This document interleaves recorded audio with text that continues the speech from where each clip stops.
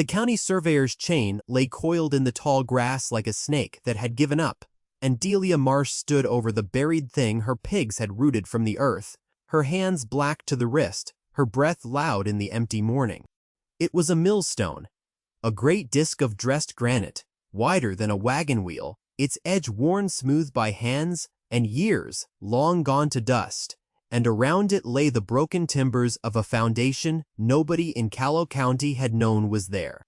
Behind her, the whole town's laughter still hung in her ears. 3 years of it, but the laughter had gone quiet now. She knelt in the mud with her hands buried in the ruin of an old cider mill, and the men who had come to gawk stood at the fence rail saying nothing at all. There is a particular silence that falls over people who have been proven wrong and have not yet decided how they will bear it, and that silence lay heavy over the fence rail that morning. 2 springs earlier they had agreed to a man that she had thrown her money into a briar patch and would come crawling back before winter. She had not come crawling back. She had not come to them at all. She had come here instead, to this stone, and to what it would mean for every hungry family in the valley before the year was out.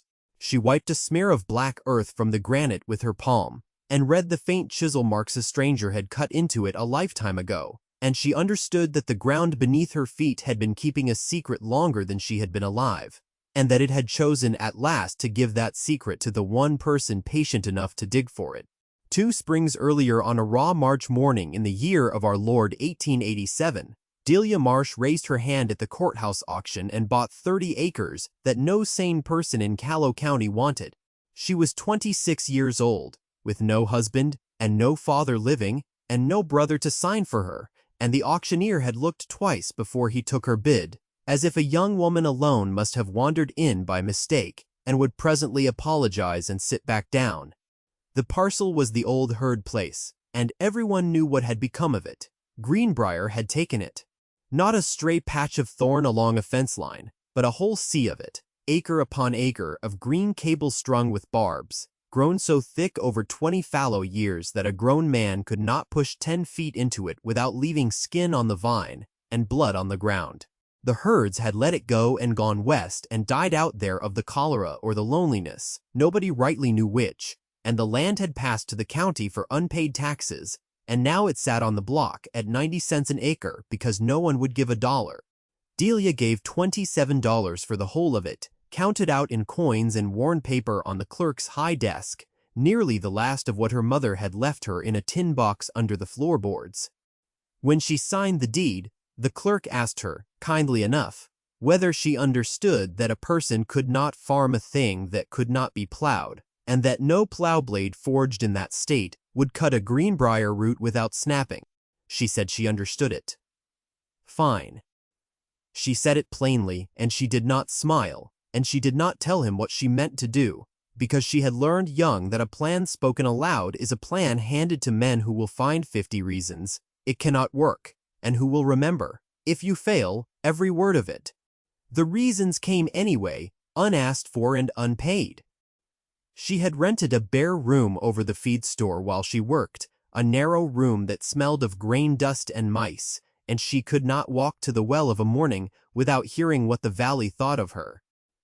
Old Ren Tucker, who owned 400 acres of Good Creek bottomland and had wanted the herd place for nothing, so he could run cattle down to the water that crossed its far corner, told anyone who would stand still long enough that the Marsh girl had bought herself a headache and a thorn thicket and would be selling it back to him by August for half of what she paid.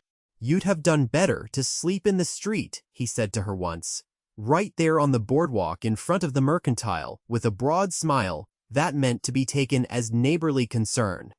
It'd have cost you less and you'd have kept your hands. She looked at him a long moment and said nothing at all, which annoyed him more than any answer could have, and she went on to the well with her bucket. There is a certain kind of man who cannot bear a silence he did not cause, who reads it as insolence or as stupidity, but never as strength, and Ren Tucker was that kind of man to the marrow. Behind her back they already had a name for the place. Marsh's Misery, they called it, and they laughed the easy laugh of people spending another's misfortune. and they went home to their suppers, certain of exactly how the story would end, and pleased to have it settled. What Delia had that they did not have was a memory and a pair of eyes that had taught themselves to work. She had grown up poor on a hardscrabble hill farm 2 counties over, the kind of place where a wet spring or a dry one was the difference between eating and not, and she had watched her grandmother keep the whole family alive one killing winter on nothing but what the hogs turned up in the frozen woods. Hogs, her grandmother used to say in the slow way of the old country, God gave the hog a nose, so that a poor woman would never starve. A pig turned loose in a thing. Men cannot enter, will go where a man cannot go, and eat what a man cannot cut, and leave the ground behind it broken open and clean, as if an army of small plows had passed. Greenbrier, Delia knew, grows from a great swollen root the size of a man's fist, a hard-knotted tuber buried deep in the dirt, and this was the thing few in that valley had ever troubled to learn, that a hog will hunt that root as though it were the sweetest acorn in the world, will dig for it and crunch it between its jaws, and grow fat and glad on the doing, where a scythe cuts the vine and leaves the root to send up 10 green shoots in place of the one. A hog eats the root entire, and there is nothing left in the ground to send up anything at all. She had not bought a briar patch. She had bought 2 years of free feed for her animals and 30 acres that would be tilled without a plow, if only she could be patient enough and stubborn enough to let the beasts do the work that men swore could not be done. She spent nearly the last of her money on pigs. 11 of them, bought lean and cheap from farms glad to be rid of the extra mouths that early in a lean spring, and a great boar that a man let go for almost nothing because it had a temper and had put a scar on his son's leg. She drove them out to the misery, on foot along the rutted county road, a strange, slow procession, that half the town came out onto their porches to watch and comment upon, and she built a rough pen of split rails against the one clear corner where the creek came in cold off the ridge. And then she did the thing that made them certain she had gone soft in the head. She opened the pen at the very edge of the Greenbrier, and she let the hogs walk into it. They vanished into the green like stones dropped into a still pond, one after another, the boar last of all, and the thorn closed over them, and there was nothing to see but a wall of leaves. For one long moment, even Delia's own heart failed her, watching the whole of her fortune, every coin she had left in the world, walk on 4 legs into a thicket she might never get it out of again. Then she heard it, low and steady from deep inside the green. The tearing of vine, the wet grunting, the deep contented rooting sound of animals that had found precisely the thing they were made in this world to find. She stood at the rail until full dark came down, listening to her pigs eat her problem, and she did not go back to her cold room until she could no longer see her own hand in front of her face. An old man watched her from the road that first evening, and he was still there the second, leaning on the fence, with the bottomless patience of someone who has already been given all the time the world means to give him. His name was Ansel Vogt, though everyone in the valley said it Vogt, and had for 40 years, and he had come from the old country as a young man with nothing but the clothes on his back, and had made a small, tidy, prosperous farm out of a stony north slope that every neighbor of his day had sworn was fit only for goats and regret.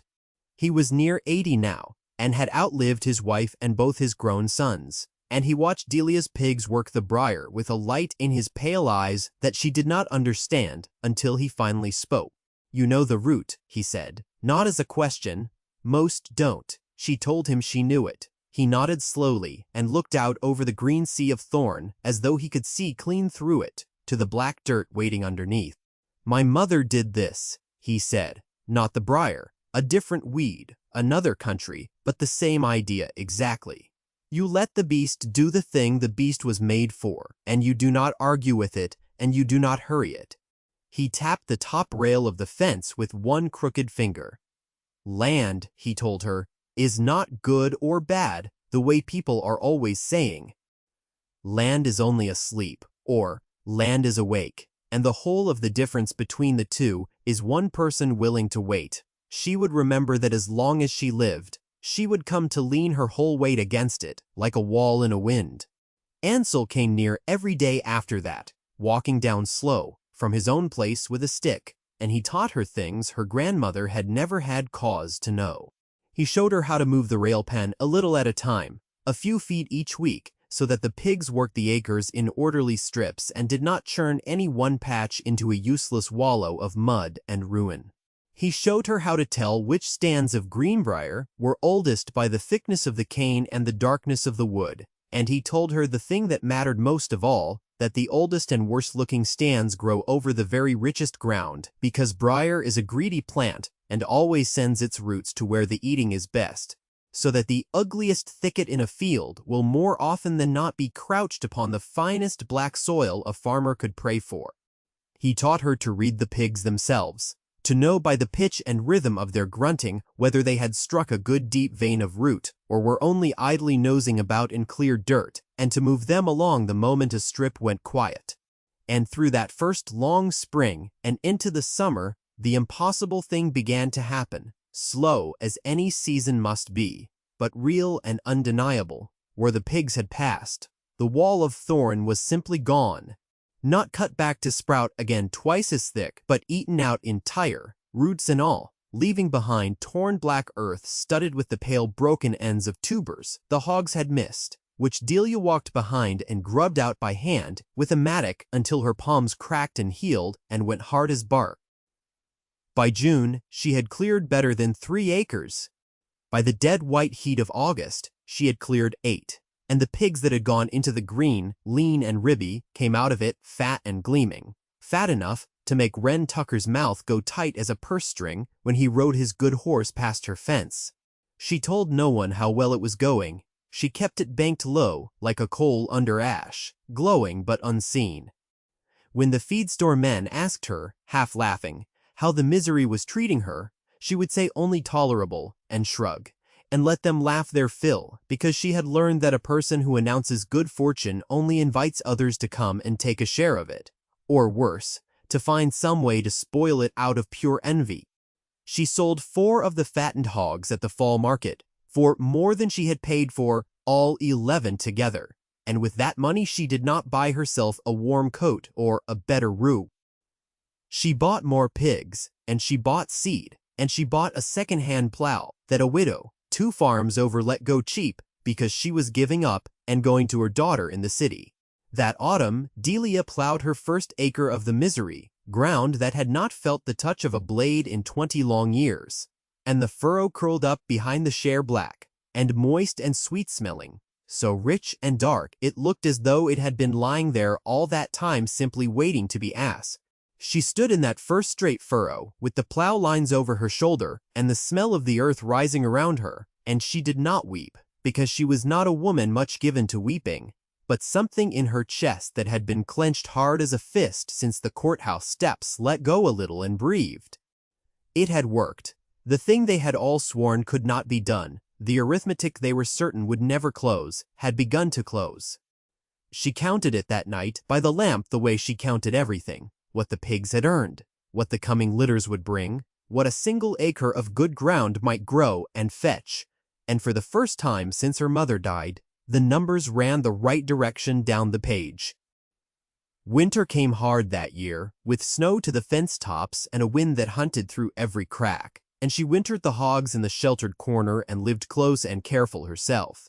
And in the spring, she farrowed her first big litters, and the herd doubled, and by the litters after that it doubled again. She turned the new young pigs into the standing briar, and the green wall fell back another whole season's worth, and behind the retreating line of it she planted corn and turnips and a broad low field of pumpkins and winter squash, because those were the crops that would grow on rough new broken ground before it had been gentled by years of tending, and because a hog that has eaten out your briar through the summer will happily eat your cull pumpkins all through the winter. So that the land fed the pigs, that cleared the land that fed the pigs, around and around. Ansel came and looked at the whole of it laid out in the sun, and nodded his slow nod, and said, "Now you see it. It goes in a circle, you understand. A farm is a circle, or it is nothing at all, only a man fighting the dirt until the dirt wins. By the end of that second summer, more than half the misery lay open to the wide sky, in tilled fields and rooted ground and orderly pig lots, and only the far third of it, the oldest and thickest and darkest stand of all, still stood as a wall of green thorn against the tree line at the property's edge. And it was into that oldest stand, on a bright cool morning at the very start of her third spring on the place, that Delia moved the biggest of her boars and a dozen good sows to break the last of it, the stand that grew, as the old man had taught her, over the richest ground of all the 30 acres. They struck the stone in the third week of that work. She heard it before ever she saw it, a sudden change in the sound of the rooting, a scraping and a squealing of animal frustration, where before there had been only the steady, contented grunt. And she went in along the muddy pig trails they had opened through the thinning briar, and found the sows crowded and shouldering around a place where they had dug down near 2 feet and could dig no further for the thing beneath them. She knelt and cleared the wet mud away with her bare hands, and there it was, dressed granite, flat and true, and cut by human tools, the great round millstone that would, before that week was out, bring the whole of the county to her fence rail. And around it, as she dug and pried and traced the shapes hidden in the dirt, she found the rest of it, sills of oak gone black and soft as cheese, an iron gudgeon rusted down to a brown wafer, a tail race choked solid with the silt of decades, and the low tumbled stone walls of a building that the Greenbrier had swallowed so completely and so long ago that no living soul in Callow County remembered it had ever stood at all. It was a cider mill, an old one, older than the herds, older than the town, from the earliest days of the valley when the first hopeful orchards were planted and then forgotten. And a mill, Delia knew at once, means falling water, and water in that dry, high country meant everything a body could name. She went to Ansel with the news of it, and the old man came down and walked the ground slowly, prodding here and there with his stick, reading the fall and lie of the land the way she had learned to read the pitch of her pigs. "Here," he said at last, tapping the silted trough with his stick, and here, water came to this place once, and a great deal of it, more than a trickle, or no man would ever have troubled to build a stone to grind. He straightened his old back with an effort and looked at her with those pale, patient, knowing eyes. "There is a spring," he said simply, "buried, choked, sleeping under the leaf rot, like all the rest of your land was sleeping when you came. Find it and clean it out, and you will have water in your hand when every neighbor you have goes dry." And then he said a thing whose full weight she did not understand. Not then, not yet. "This valley," he said, looking up at the fine blue sky, "is going to be very thirsty soon. I have seen a sky do this before. Back in the old country when I was a boy, the spring that comes on too clear and too early and too kind. Mark it well." She looked up and marked the sky, and saw nothing there but a fine soft blue morning without a threat in it anywhere. But she had come to trust the old man's eyes further than she trusted her own, and she set the pigs and herself to the finding of the spring that very afternoon. It took 11 days of hard digging, following the old stone-lined channel back up the slope from the mill foot by foot, until they broke at last into a collapsed stone cistern, half filled with black rotted leaves, and beneath the rot, cold and clear and quietly rising, the spring itself. It had never once stopped flowing. All those 20 and 30 and 50 long years it had gone on patiently filling its buried chamber and seeping away underground, feeding the very Greenbrier that hid it from the world, waiting for someone to come along with the stubbornness in them to dig it free. When Delia cleared away the last of the choking muck, and the water came up cold and clean and began to run down the old race, for the first time in living memory, singing over the stones, she cupped it in her 2 black hands and drank, and it was the sweetest water she had ever tasted in the whole of her life. She did not yet know how precious it would prove. Before the year turned, she knew only that she had water now, good running water on 30 acres, that men had bought for 90 cents, because they swore to one another that nothing living could ever draw breath there. She sat by the running race a long while that evening, as the light went gold and then gray, and the town's old name for the place ran through her mind, Marsh's Misery, Marsh's Misery, and she thought again that a name, like a piece of land, is only ever asleep or awake. The dry began not long after, exactly and precisely as the old man had said it would. It began so gently that no one in the valley marked it at first, only a spring that stayed fair a week too long, and then a second week, and then a whole month, the clouds building up gray and heavy and full of promise in the west of an afternoon, and then sliding away off to the north without ever once dropping their rain. The creeks ran low, and then they ran lower. Wren Tucker's cattle, 400 acres of them, cropped the good bottomland brown to the roots, and then began to walk the fences bawling for the creek that had shrunk to a thread of warm mud.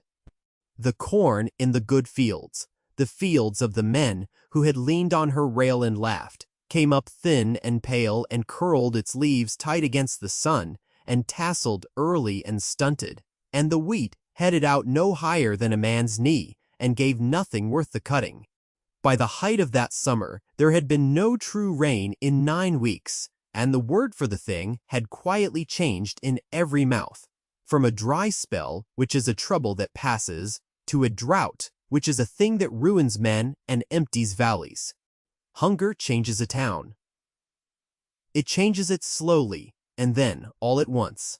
The men who had leaned on Delia's fence to laugh now leaned on their own fences, and did not laugh at all, watching the pitiless sky, working their own bitter arithmetic and hating every figure of it.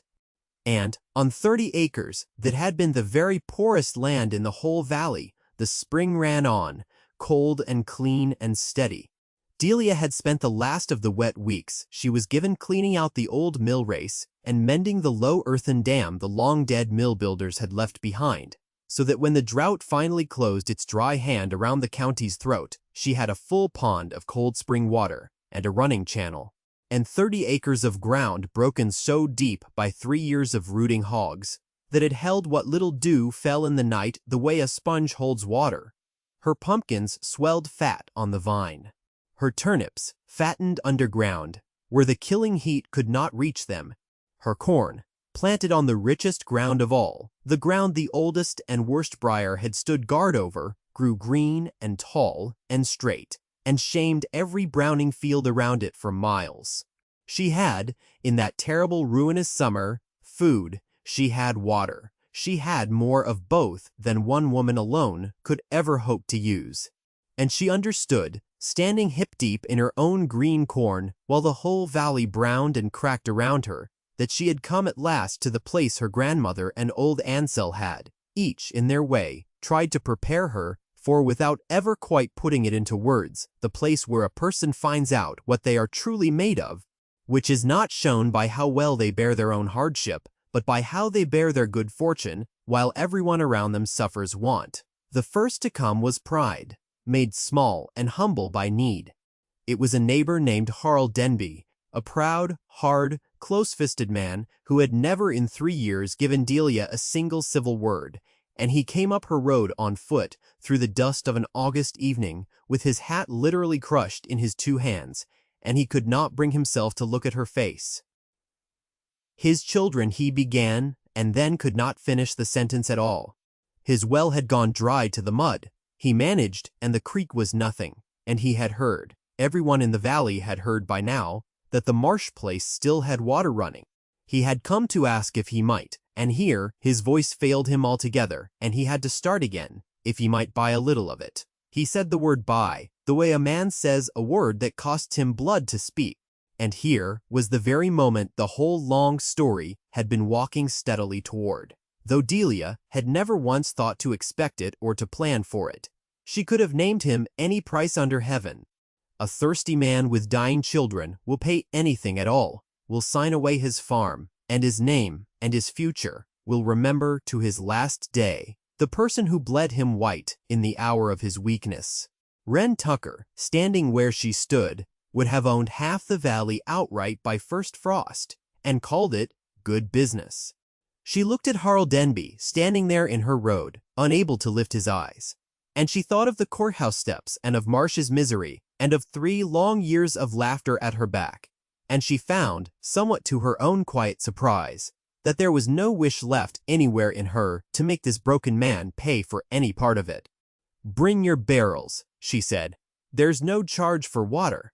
God put the spring there in the ground. I only dug it out again."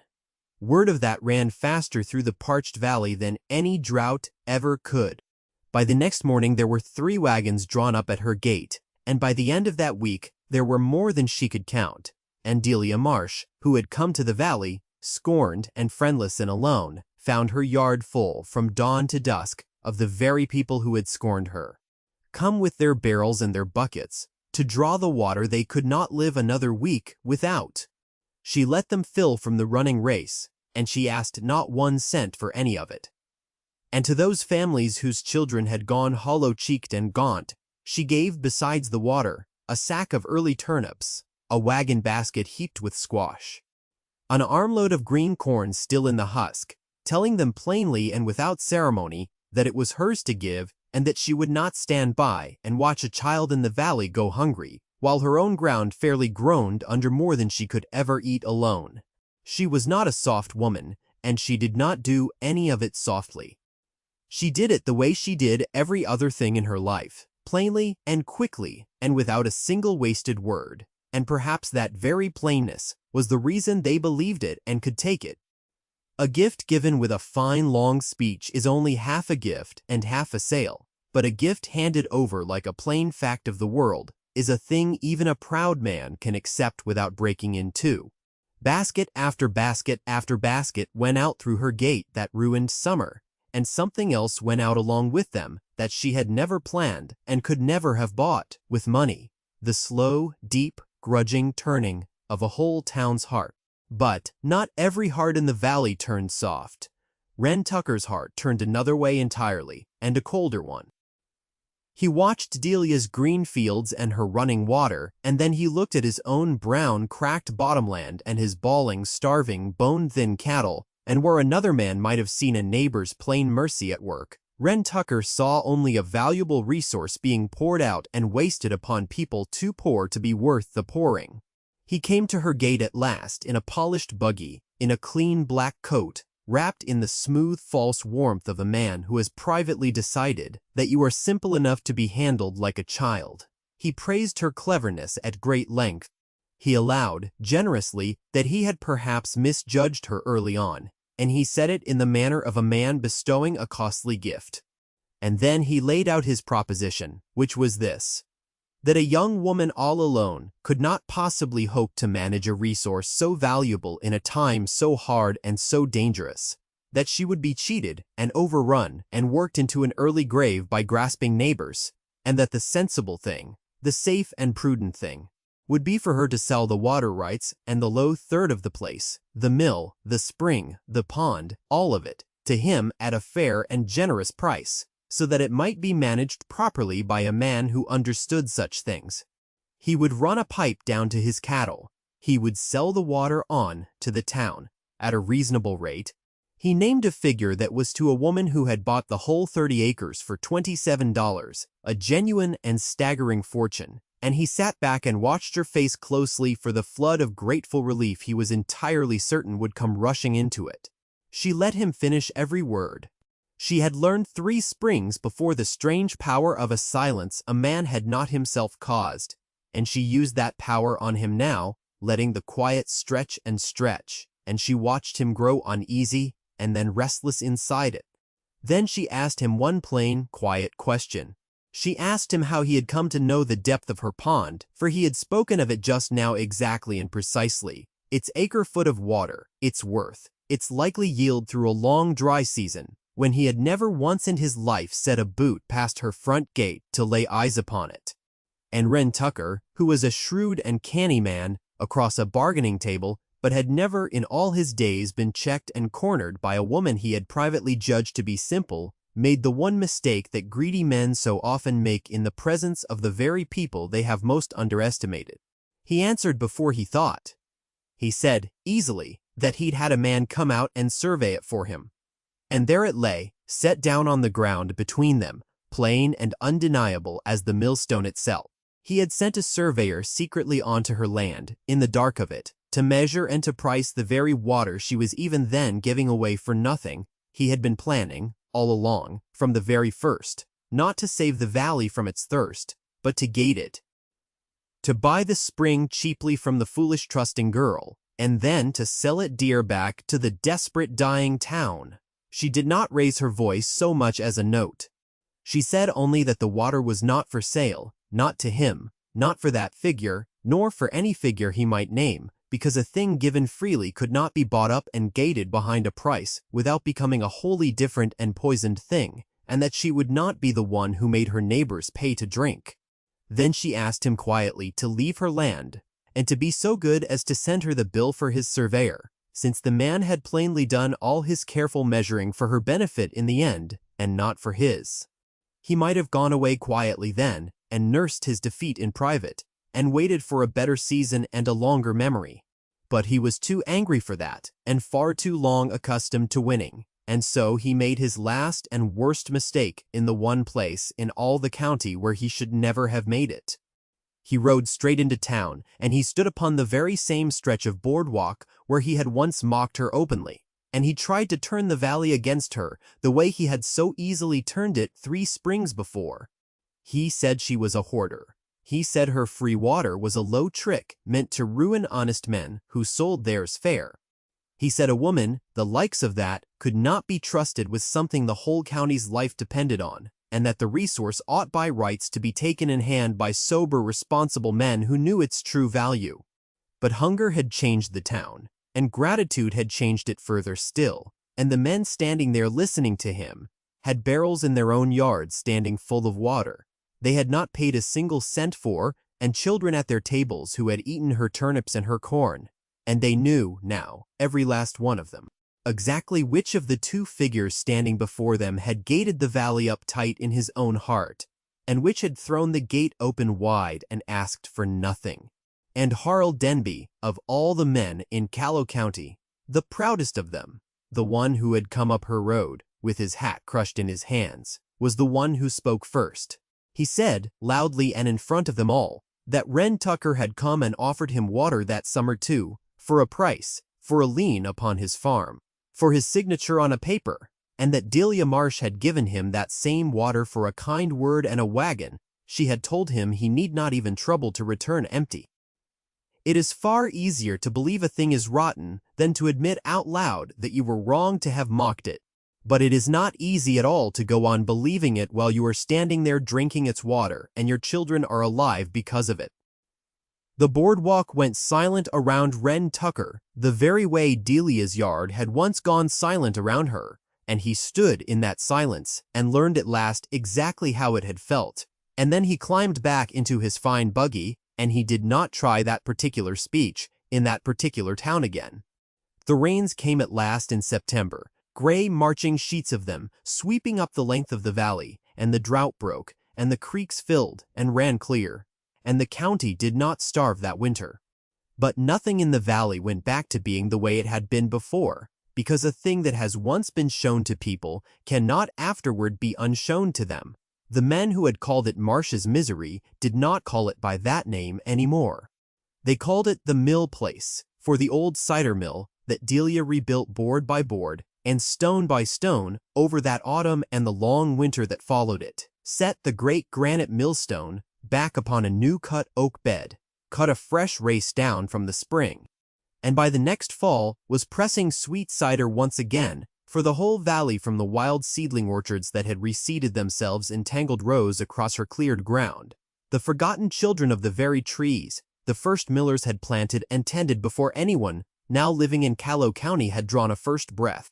She charged a fair toll for the pressing, and never a penny more, and she let the poorest families bring their apples to the stone for free, and the mill ran and turned, and the pigs rooted the last far corners of the place open to the light, and the fields spread green and wide and generous over the ground, that the whole county had sold off for 90 cents an acre, because they had sworn to one another that nothing living could ever draw use from it. Old Ansel Vogt lived to see the mill turn again, which was a mercy, and he stood beside her on the day the stone first bit down into a bin of red apples, and the sweet must came running down warm into the trough, and he did not say a great deal, because he never had in all the years she knew him. He only laid his old spotted hand flat against the slow-turning stone, as if to feel with his own skin that the thing was real and not a dream of his long life. And then he said to her the very thing he had said at the beginning, on the fence rail in the raw gray cold of that first March morning. Land is only asleep, or land is awake, he said, and the whole of the difference between them is one person willing to wait. Then he turned and looked at her, at the woman who had come to the valley alone, and scorned, and had waited out 3 hard, bitter years, while an entire town stood laughing at her back, who had let humble pigs do the work that iron plows could not, and who had given away in a single season what a greedy man would have hoarded and gated for a lifetime. And he added to it the rest of the saying, the part he had held back, and kept these 3 years, until she had at last earned the hearing of it. And people, he said gently, are exactly the same. She kept the mill her whole long life after that, and she never married and never seemed to feel the want of it. And she bore no children of her own, but taught a full dozen of the valley's children, their letters and their sums, and how to read the lie of the ground and the temper of the sky. And when she herself was very old, the children of those children still brought their apples to the mill place every fall, to be pressed. And on the sill of her window, until the very day she died, she kept a single fist-sized greenbrier root, dried and gone hard as a stone, so that she would never once forget what the whole wide world had been so certain was worthless, and what it had turned out to be worth in the end, in patient and stubborn hands.